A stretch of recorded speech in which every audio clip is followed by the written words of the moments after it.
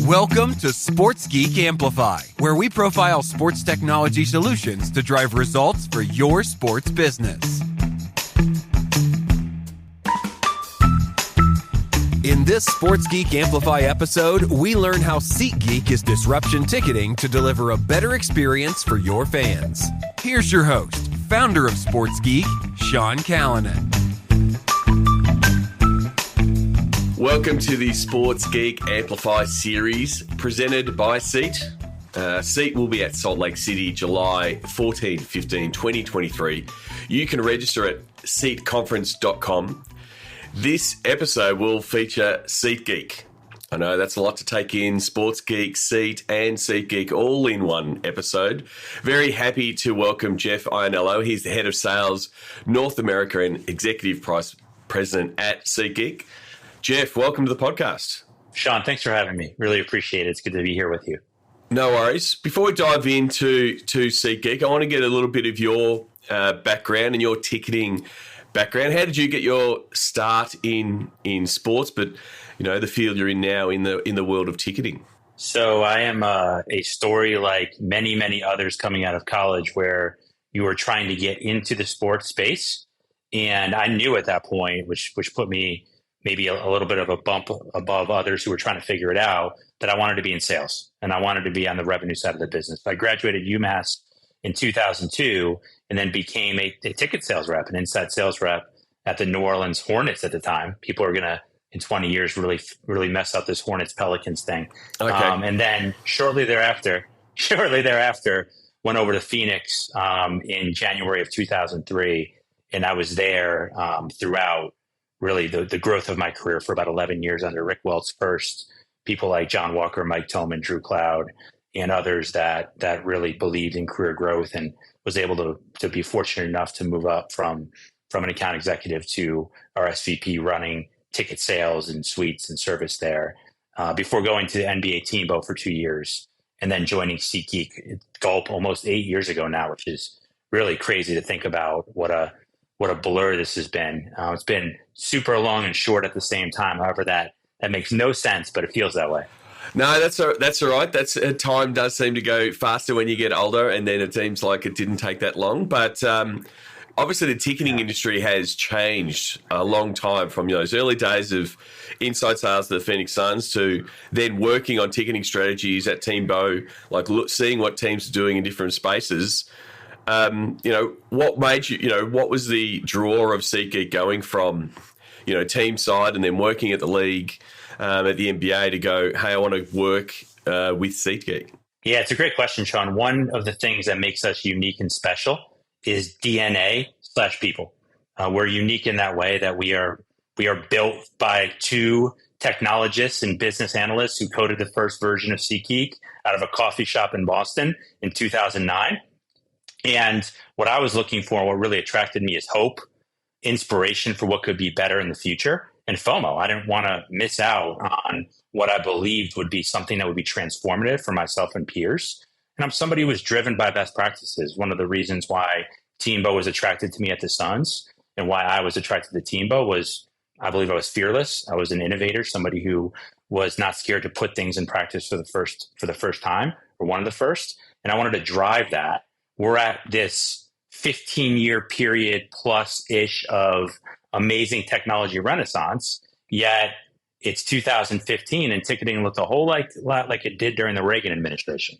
And for somebody who wants innovation and best practices, you kind of shrug your shoulders and go, well, I guess it's just going to be this way. And then I met Russ and Jack and some of our investors and board, and the world changed for me. At that point, I wanted to not be political, not be fearful, go in, make something happen, and really drive us into the future.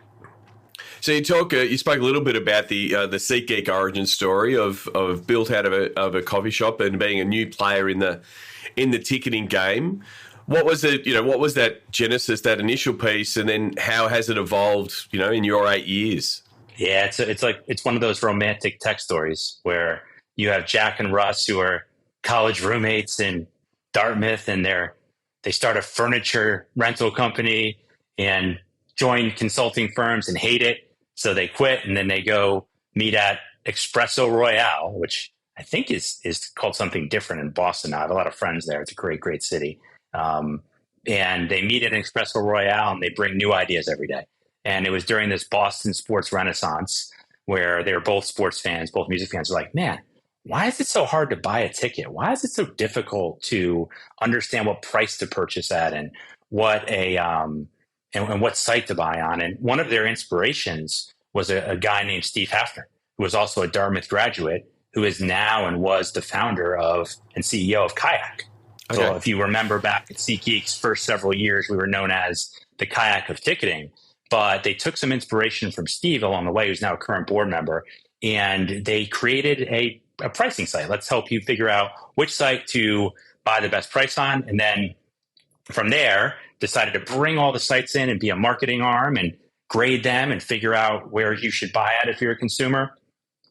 And then we moved to a direct to fan shop a little bit before I joined in 2015. But everything around the premise that this is too difficult. Why is it that way? Like this is one of life's great life-affirming moments, one of the greatest things you'll remember in your entire life. If you think back to your top 10 moments in life, and I'll challenge our audience here to close their eyes for a minute, hit pause on me, and think about the top 10 moments of their life. I bet once they go past family or kids, they don't go very far until they hit a sporting event, a concert, a show with people they love. And it's the best moment of life. Yet this initial experience is wonky, it's clunky, it's annoying. I mean, we've seen that even this year with some of the things that have happened. And like it just needs to be better because we're doing an amazing service for humanity. And that's the basic premise Jack and Russ started with, and the baton that we all carry now for this battle between good and evil and hope and fear. And that's where it started. So very much coming into the space as a disruptor and into a space that needed disrupting, and again, coming into, tech, as there was a lot of disruptors in market. People were dropping taxis for Ubers and, there was this real need and people wanting to look for a new solution. And yeah, ticketing was one where there was still debate on, do we print tickets? How do they get distributed? What's the most effective method? And then there was also the data renaissance on the team side and on the league side. And it would have been something that you were always fighting with it when you're at the Suns and even at Teambo to go, how do we get better information on our fans? And that was really hard when you would be selling the paper ticket once and then it would change hands 4 or 5 times and you wouldn't actually know who was in the stadium. How has, having that fan focus and that technology focus given SeatGeek an advantage in, how the product has evolved? Yeah, it's everything. Teams, as you mentioned with a few of your examples in there, Sean, we're not trying to sell a ticket. We're trying to grow fandom. We're trying to engage our audience in a variety of ways. And that's on the mobile phone, that's through TV and somebody watching games through your provider or your streaming service. That's with all the different experiences we have with the fans when they're at the venue. But the venue and the purchase experience is only one thing. But we're trying to develop a one-to-one relationship with that fan. And ticketing and the ticketing companies are a vehicle for that. When you have a vehicle, you want it slick and smooth and sexy and easy to use and something that's fun and engaging. And while I love the brand, we were like a 1985 Accord in ticketing for about 20, 30 years here, right? Like it's 2010, 2015, and we're it's like my old Buick I drove in high school. It's clunking around here, and I'm trying to soup it up, but with a whole bunch of plugins. But it is what it is, right? You can't put lipstick on a pig. And what we view ourselves at is a vehicle, really a platform, a growth platform based on true technology and bi-weekly releases like a tech company to give the teams and the leagues and all of our properties the ability to communicate with their fans in a variety of different ways. So from a product point of view and from SeatGeek point of view, it has evolved, and there's probably that there's probably still a lot of people in market, whether they be the end consumer, the fan, or even people in business like some of the attendees at Seat that still see SeatGeek as a secondary ticket markets sales marketplace where, this is where we go when I can't get tickets to this game or I can't get tickets to this concert. But like you said, because you've got the technology, you've evolved and you're not just secondary. So do you now have a couple of different elevator pitches for what SeatGeek is to explain the different facets that you now provide? Yeah, I mean, our mission at SeatGeek is to bring the world more live, to help the world experience more live. And we're doing that through natively built, elegant products. And I think that's important, right? Elegant, easy to use, native. One of the problems now with legacy technology is that it's so not nimble and can't have the full features that you start to have to rely on a growing number of third parties to plug in and fill the gaps. And when you think about sports properties, really they're huge brands in the community and iconic brands, but they're all small businesses. If you think of the non-sports side, 100 to 300 full-time employees in some form, that's not a huge business. And you want to be able to drive efficiency. When you look at where we launched, which, I was there for the launch of SeatGeek Enterprise, or our primary, what we call full stack product, back in 2017 with Sporting Kansas City, to what we've been able to develop now, the rate of change in the development cycle and how much is native is really inspiring for the space. So, I mean, from a pure nuts and bolts product standpoint, I oversee the sales business in North America for what we call full stack, which is primary, secondary, pricing, and other features on it, where we go in like we do with the Dallas Cowboys or the Cleveland Cavaliers or FC Cincinnati, and we power it all. And then there's other services we offer. We have inventory and pricing services. If that's an emerging space we're proud of, that is for a property that has a relationship with a primary and secondary provider, but wants to help sell and market and acquire new users. And we do integrated partnerships with like-minded properties to expand the brand. So we're really, really proud of our recent partnerships with Major League Baseball. We're the league's official secondary marketplace, and we're able to integrate with all of the teams and provide that level of integration. What most people don't know about that deal is that baseball has also helped the entire ticketing and fan community by having a verified program with other secondary marketplaces to try to solve the problem of fraud. We're also really proud of our partnership with Pacquiolin and Kim Dameron and the way that she looks at fan experience in that program of bringing SeatGeek to all of the Pacquiolin's colleges with our secondary integration there as well. So we're trying to get SeatGeek in front of as many people as we can through growing our offering and really elevating the business. When I joined, we were about 150 people. Now we're over 800 and we're booming in a unicorn company. So it's very, very exciting. So being a sales guy, you're not often saying no if someone says, "Hey, Jeff, can you help us?" But you've also got the ability to say, "Hey, I've got all these facets and different products that can help. If you've already got a primary ticket provider, we can be your secondary ticket provider. If you've got both, we can help in between. We can, because your technology, it's all API. I'm a former geek. It's just how do you plug it in? And I think that's been one of the blockers in ticketing, the plug-in ability. If I'm making up words now, that ticketing needs, and that's sort of something you're looking to do. But I think what I wanted to sort of dive in is some of these customers that have lent into the disruption and said, "Hey, we do want this full technology stack. We do want SeatGeek to be selling our primary and managing our secondary." Has there been something that's definitely brought them to them as particular reason, or why? If you can sort of dive in one of those use cases to say, "Hey, why did they come to you, and what were some of the nice outcomes of being able to manage the full process?" Yeah, I like to share people. There's several ingredients that go into a successful partnership or a partnership that happens versus ones that we don't sell or maybe isn't as successful. Some of those ingredients include, one, you have to believe that the current ticketing environment is not great. It should be better.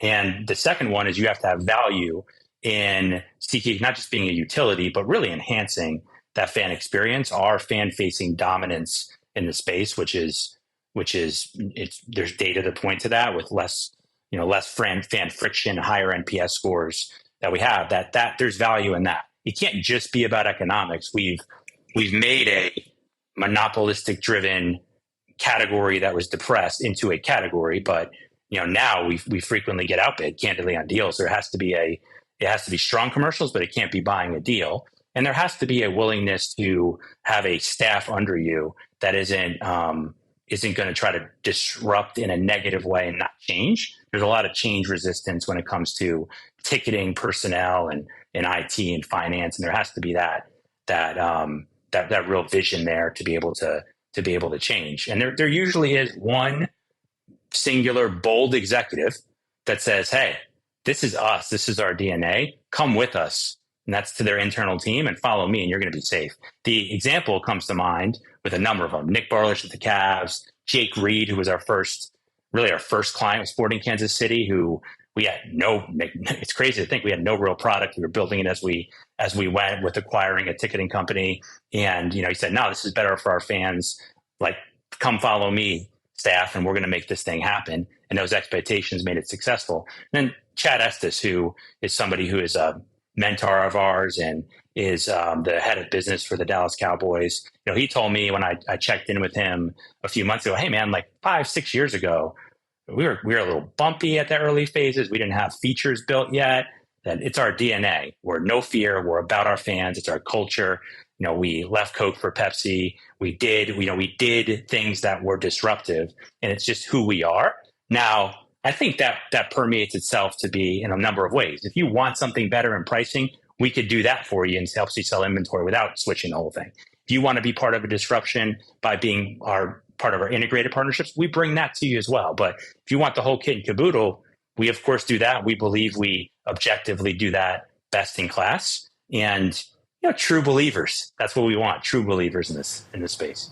And so those true believers, are they particular? Because ticketing isn't as simple as talking to the ticketing person and saying, "Hey, cool, we'll roll it out," because it touches on so many facets of the business. Like you said, you've got to have IT integration. There's potentially things around the venue, the data and analytics and the back end and the data geeks are involved because they're taking data feeds from different places. It's not a simple, taking a CD, putting it into a server and saying, "Cool, we're ready to go." Finding those who are normally some of those champions from a role perspective, and then who are some of the key execution people that come along for the ride and then realize have to go through that change, because again, ticketing is something that this is how we've always done it, and it is something that requires change and a mind shift. But who are some of the people that you work with in an organisation, from a role perspective, that might be listening, or they might say, "Oh, hang on, I better pass this on to that person in my organisation"? It could be anybody. Like, candidly, if you believe there should be a change and you're a ticket ops person, or you're a head of sales, or you're a president of an organization, I'd love to talk to you. Yeah. And I think those conversations are inspiring, even if that's ultimately not the person that brings everything along with them. If you take a step back and you go, how do our partnerships happen? They're typically in the full stack partnerships, which we sell, like the Cowboys, like Sporting Kansas City, like Austin FC. Like, these partnerships are 6 to 18 month sales cycles, very, very long sales cycle. They are typically driven by a business decision maker. So a CRO, a head of a department, a team president or CEO is driving that. But there is participation, as you mentioned, Sean, across many people. Your heads of ticketing, your heads of ticket operations, IT, business analytics is critical. They're usually a much more progressive thinker and want something more out of the space. So they come along as well. And then you have all the organization, even up through ownership. It's such an interesting space in the US.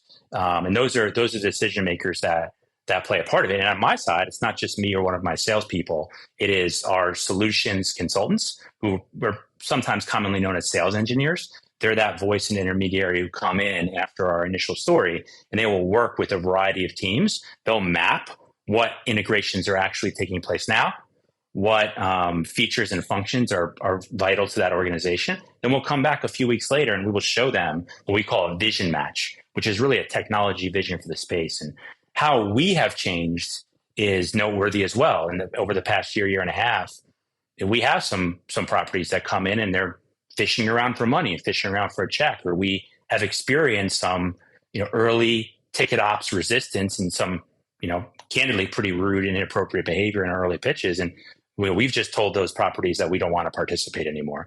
And we want to be very, very selective with who we work with. And that usually leads to a really, really good partnership down the road. And I've decided to walk away early in those conversations. Our discussions have to be tech first, and they have to be DNA alignment first. It is indisputable that we bring the bag. We will bring money and we will spend money if it's a good fit for us. But you've got to bring the belief, and you've got to bring the technical alignment for this to be a good fit. And that's how we've adjusted and how we lead our sales process. And is it really, like you were saying before, it's more a mindset than just looking at ticketing as a revenue channel to say, we want to know our fans well, and so that's the focus. We want really good data, and data will help us better serve our fans and expand our customer experience from in the stands to the digital customer experience, which is becoming more and more of a focus for more teams, and realizing that data is the oil that unlocks that becomes the focus. And then the revenue flows from that, because you got fans having more fun, turning up, like you said before, having more of those experiences.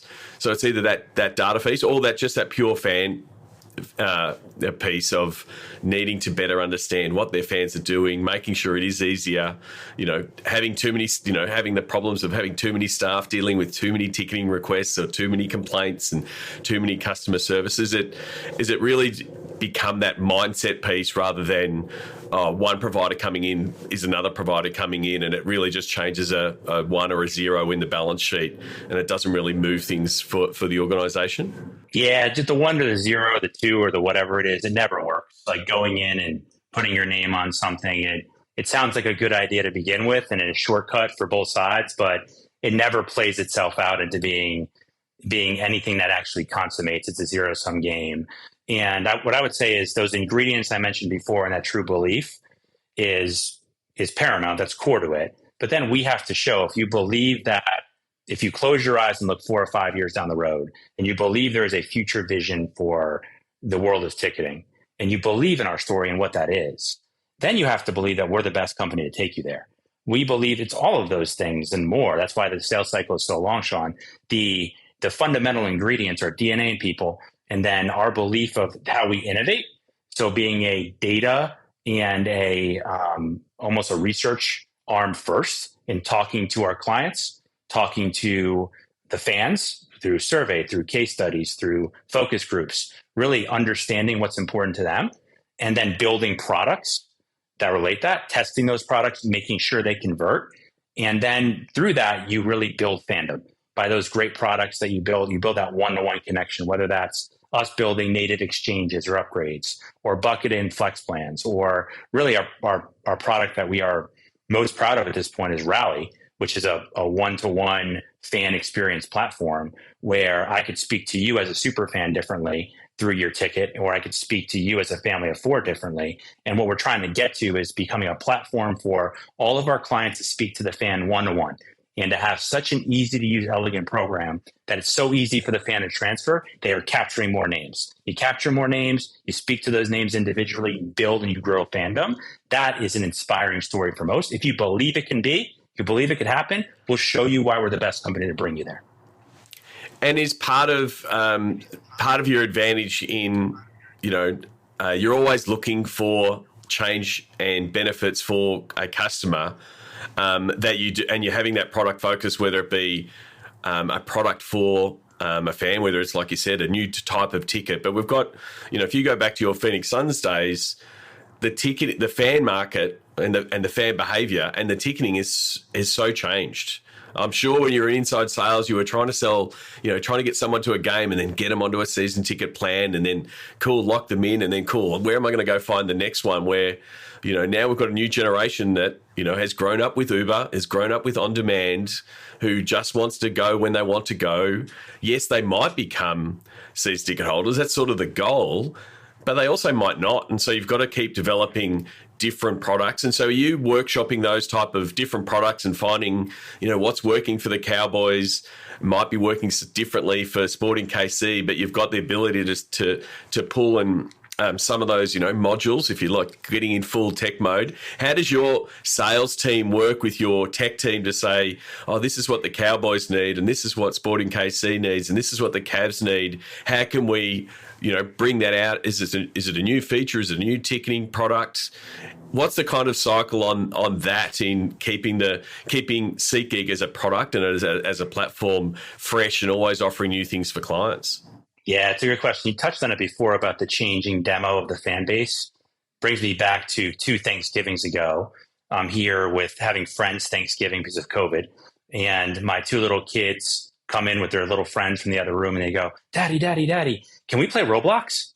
And I'm like, yeah, sure. All the parents are here. We're having a cocktail and we give them their tablets. And they proceeded to be like completely silent for 3 hours playing Roblox. And I'm like, wow, this is a whole lot different than my Thanksgiving back in the 80s when I was 7 and 6 years old, rolling around in the mud outside. And when you look at some of the data and you're a property, that's a little scary.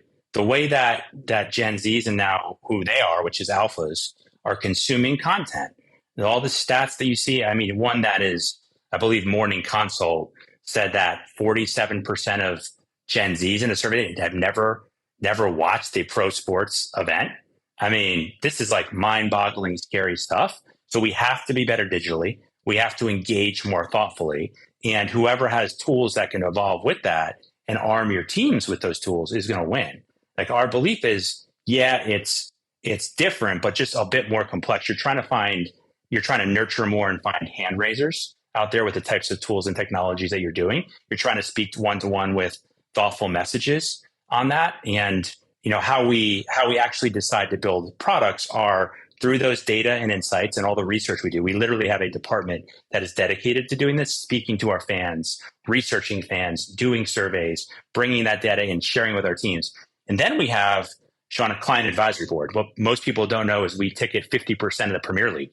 So we have 10 of the 20 clubs now. We've grown that dramatically. We bring folks from Premier League, Jujamson Theater Group, which is Broadway, folks from our U.S. pro sports teams, and they look at this data and they look at all their different priorities, and we work with our product team and product managers to really craft a roadmap for the short and long term, and they decide amongst themselves with our team.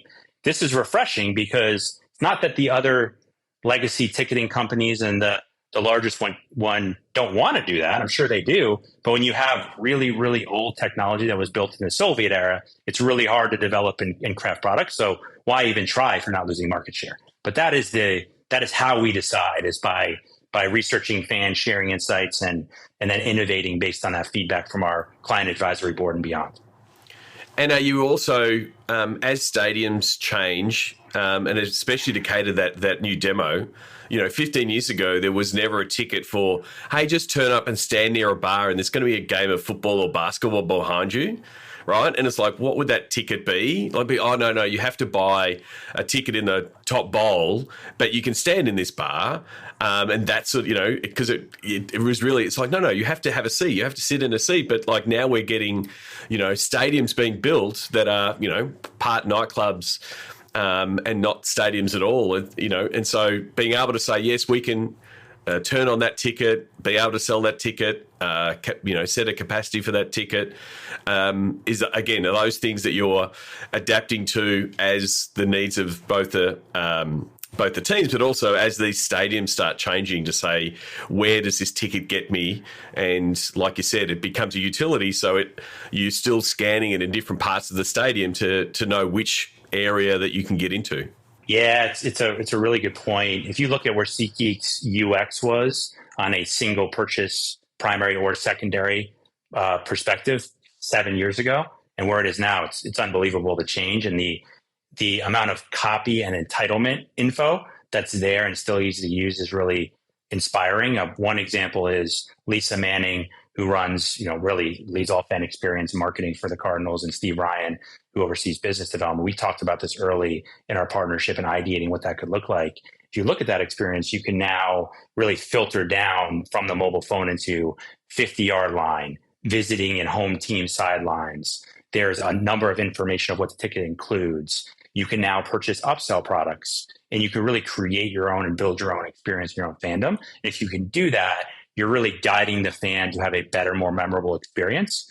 And you could activate that on an event day through Rally, where you can guide them into a better parking spot or entrance by sending them message based on what you know about them and where they're sitting or where they're going to enter based on the side of the valley or the area of the valley, West Valley, East Valley, North, South. You can direct traffic and ingress and egress. You can display things that are happening around the campus, so to speak, of the NFL stadium, and really guide people almost like wayfinding towards that cool, fun, interactive experience that's right for them. And that's the information we're trying to bring pre and post-purchase experience to the fan. Now it's time for the Sports Geek Amplify Triple Threat. One of the things that I'm always asked when clients are saying, hey, can you assess a product? I apply what I call the triple threat and look at three different things because a lot of people come and say, hey, this is my product. It does all of these things. We've got all the bells and the whistles. And they're trying to figure out exactly, will it work? Will it work for them? The first one, I always look at it, is it a time saver? In what way? If a client takes on SeatGeek and everything is onboarded, how does SeatGeek clients claw back some time? Most, like you said before, most sports are small businesses. How do you help them claw some time back so they can start focusing on other ticketing initiatives or other marketing initiatives, or making sure that they're serving some of their customers better? Yeah, and you hear this sometimes. Well, we sell out anyway. We're a big team. If people want to go to our team, they'll just figure out how to come. Ticketing is a utility. I obviously believe that's not true. I'll give you one of the biggest examples, the Dallas Cowboys. They really don't have a lot of trouble selling tickets, candidly, or selling out their stadium, right? But if you think about what we have brought to them, in the first year, this is pre-COVID, we increased mobile entry by like 92%, some absurd amount.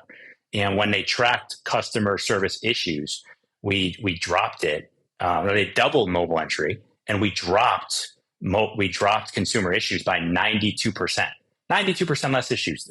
Doug Dawson, who runs ticketing for them, thought their phones were broken because there was so few calls and voicemails on a game day because of just how better and more efficient and effective our product use. And then another way we are a time saver is if you have to use less third parties because we're more native, because we're more effective and we work smoother and we're easier to use and people want to use it, then you're going to get less phone calls. You're going to get less complaints. If we have more real estate on our platform and we're easier to automate and activate for marketing and business intelligence to send messages to fans in a variety of ways, we're making it easier for fans to consume and less cumbersome on a blocking and tackling or manual input. Things like bag policy or where to enter the venue. Those are big time savers when you think about it's over 20, 50, 100,000 people. And the really important thing there is when I was asking the question, I was thinking it from the ticketing staff point of view, and every single time saver you just gave was a non-ticketing staff, result. And so it's back to that, if it is someone in ticketing or revenue that's driving the change, selling those benefits of, less hassles at the gates, less hassles pre-game with people calling, asking about their tickets, those kind of things, it definitely does add up. And then, those customer service people can be deployed in different places doing, everyone loves to do the surprise and delight, but there's, they're always stretched to all parts of the stadium to put out little fires everywhere. So it's a really good point. As you see, I get excited about this topic. It's fascinating, our data and insights that so many consumers say that a barrier is just the anxiety over ingress and egress, or not being able to know the campus very well or the arena and not being able to plan. If you can provide them with tools and comfort there, you can make the experience better. If you getting people in and around faster, it's better. Like if and they'll come back more. FC Cincinnati, we doubled the amount of parking passes sold online. That reduces the amount of people who have to go in and get cash or credit card there, and it speeds everything up. Right? Getting, almost creating a control panel to direct folks in. When the New Orleans Saints and Mike Stanfield were trying to work around this massive construction of Caesars Stadium, they created and automated about 110 different messages that were automated on our platform to different users based on where they're sitting, to direct where they enter and exit the venue, to make it an easier experience. And that's what really, really forward-thinking native technology can do. You can plug rules in. Our system is based on a rules engine. Plug those rules in, and then have the copy and have the creative spit out based on the rules that you enter, and thus trigger a better fan experience. And the part that's really important is, again, the changing fan demographic. You haven't got the same person going to those, 41 games or, those 8 games if it's the NFL.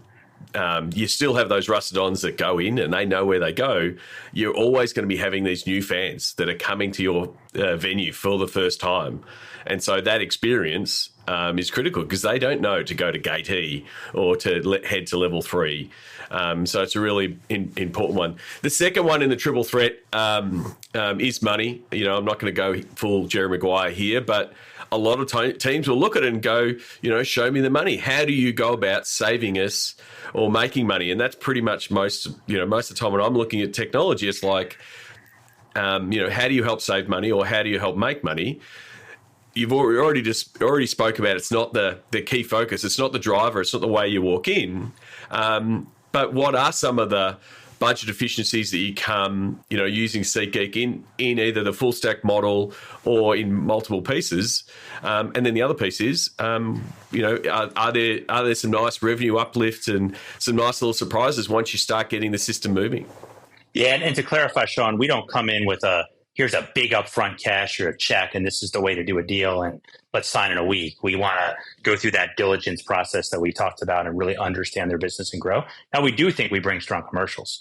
And to the question you just specifically asked, there is a number of ways that we have actually increased ticket revenue and driven data. One, when you go with SeatGeek, your transfers and the amount of data that you collect go up. If you're tracking long-term value of a consumer and the new consumers acquire, we drive more because it's easier to use. And I don't think anybody would dispute that, right? Like if you look at SeatGeek and you look at the other guys, and it's pretty clear to see who's got an easier UX. A team like the Dallas Cowboys, we've driven really about $3 million plus in the past year of ticket revenue efficiency for them. So like more revenue sold on a ticket based on pricing better and more thoughtfully, scaling. As I mentioned before, we're known for our UX, but how we've really created this army of data scientists that can go out and test pricing, fees, combinations of display and what converts, literally in a sellout situation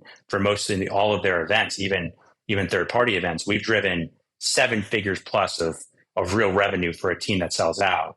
Our belief is that through that data capture, all of the add-on products I mentioned before with parking, it adds up to a pretty significant lift. And then if you factor in the satisfaction and how our teams are typically the highest NPS and are typically the highest teams that are surveyed by leagues, you have to believe that there is that effect. You are trying as a team executive to enhance the fan experience everywhere else, but you wouldn't want to enhance it here with some clear objective data, and just being able to have like the trait of eyesight, right, is being able to look at the products and believe that it's going to help your fans. That's what I would say to your question. And do you think, having as much of the data picture that you do, and again, if we look back 15 years ago, 20 years ago, dynamic pricing was a little bit more, shot in the dark. Oh, the Cowboys are playing a big rival, we'll put the price up. Do you think now you're getting to that point where you're getting all the information, the usage of the tickets, the demand, and getting that pricing right, both, in that primary market, but then understanding, the data coming from the secondary market, and that's where a lot of that revenue uplift is coming from with some of your clients? Yeah, I think both primary and secondary. If we have so much data and we're able to work with the teams to help really score, but real time score those fans and who's entering the site and how we price in certain areas and how we scale the building, it all goes into the formula. Even as simple as how we created a product called Swaps, which allows somebody to purchase a ticket and then typically return within 72 hours of the event. We know that if that Swaps logo is there, it converts much higher. So like that in and of itself, if somebody has the ability of flexibility, should help warrant a higher price if the conversion is going to be a little bit higher and they have that flexibility. You're in essence paying for it, and creating some satisfaction. And an alternative, if somebody can't make it, you're still serving that fan and help bringing them back the next time and growing fandom. And so the last one from a triple thread is a resources point of view. Normally, you've done the onboarding and rolled out the platform. It is now, SeatGeek is how you're selling tickets or part of the solution. What's the impact on key staff that end up using the platform? What does the onboarding look like? And then how do the you've got to retrain or get those staff that have been using a different system to be using SeatGeek. What's that process like, and how have teams adapted to that? Our belief is that we are objectively a boutique blue chip service company now, much different than where we were 7 years ago. It was, okay, we sell it. There's something that's going wrong. Call Russ, call Jeff, call Katie. It was like three of us that did everything. Danielle Detroit, who is our president on the enterprise side of the company, she came from Salesforce, and she really built out a elite services org. But we're still learning every year. We've gotten from even deals that we did last year to ones we recently launched. We went live with the Baltimore Ravens, Washington Commanders, and the Tennessee Titans a couple of months ago, and we did it flawlessly. And the reason we did is because we put a person on site.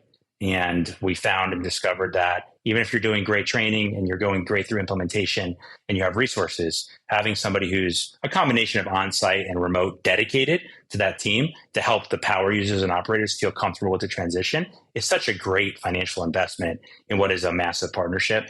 And worked really, really closely with people like Jason Wright and Sashi Brown and Burke Nihil, who are the presidents of those clubs, and then really sat down really, really in detailed way with folks that are on the ground to build out a plan to make it successful. And it's something we're very, very proud of. But you have to have enablement. You have to have training. It's a very, very big switch at the user level for someone who's never used a different piece of technology in 20 or 30 years, which has really been the problem in the space. It's a huge deal if you switch something you use every single day, be it a CRM system or a mobile phone, even if you're just a consumer. If I switch from my iPhone to Google, they're both great, I'm sure, but it'd be an adjustment for me at the onset, and that's what it is for these power users. And we want to make sure we make the investment in equipping them with the resources. So you have an account manager, a more dedicated marketing services person, somebody who is implementing it, who is a combination of on-site and remote, and then what we call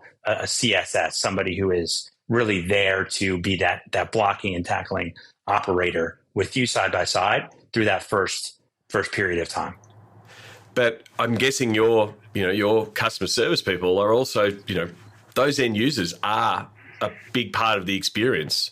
And so some of those, as much as you're doing all the changes for the evolving stadium and the fans and, we want mobile ticket, you also want that experience for your internal users, at the teams, to be able to have a system where they can pull the data they need to pull, run the ticketing campaigns they need to run, automate the marketing messages they want to market. So I'm sure as much as we're seeing changes on the marketplace side and the SeatGeek tech from a fan point of view, the business point of view is also getting those changes through to say, hey, Jeff, our team wants this, or we need these feeds, or our team would like these kind of things. The changes are happening in that back end as well for the back end staff.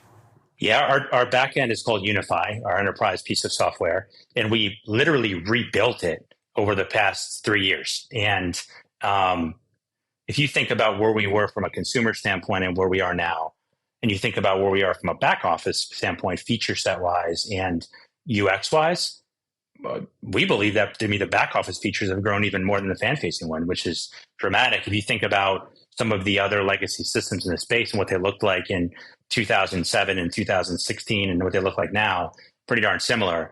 Ours is night and day different. It's the biggest area of growth we've had, and it's driven unbelievable user satisfaction. Deeply personal for me, since I was a back office user. I was a sales rep, a leader of sales. I worked with and around a lot of these folks that we sell to. They're my peer group. I care about it. I want to do the right thing. And our team and our company and our culture is about doing the right thing. And that's why the resources and financial investment has been so massive there, and we're proud of it.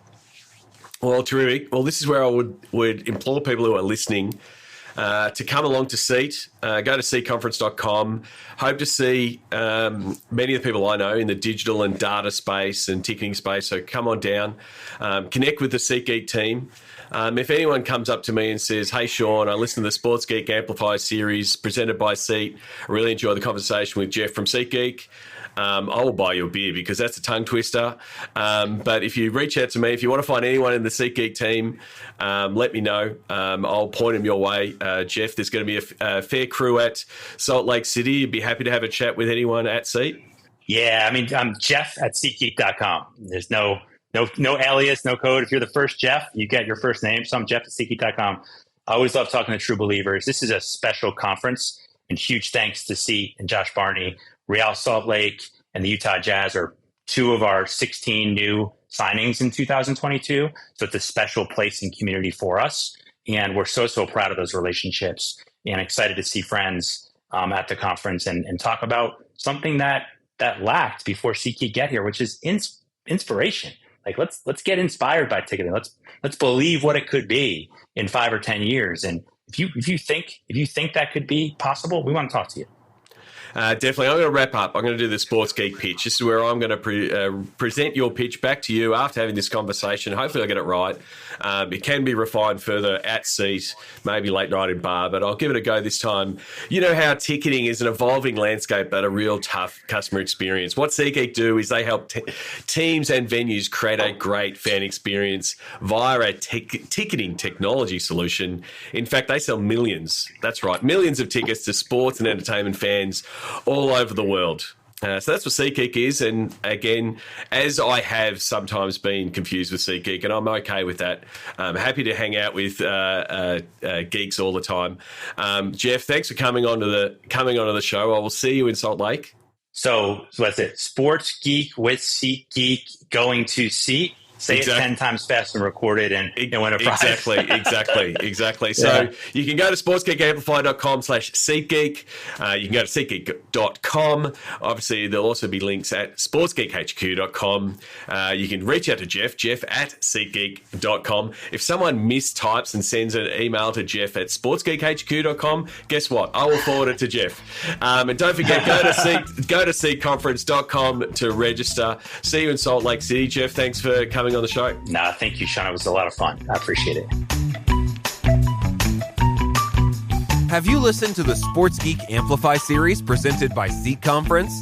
Go to sportsgeekamplify.com to listen. To connect with Jeff at SeatGeek, go to sportsgeekamplify.com/SeatGeek. Watch all Sports Geek Amplify interviews at sportsgeekamplify.com and meet the guests at Seat Conference in Salt Lake City in July 2023. This has been a Sports Geek production.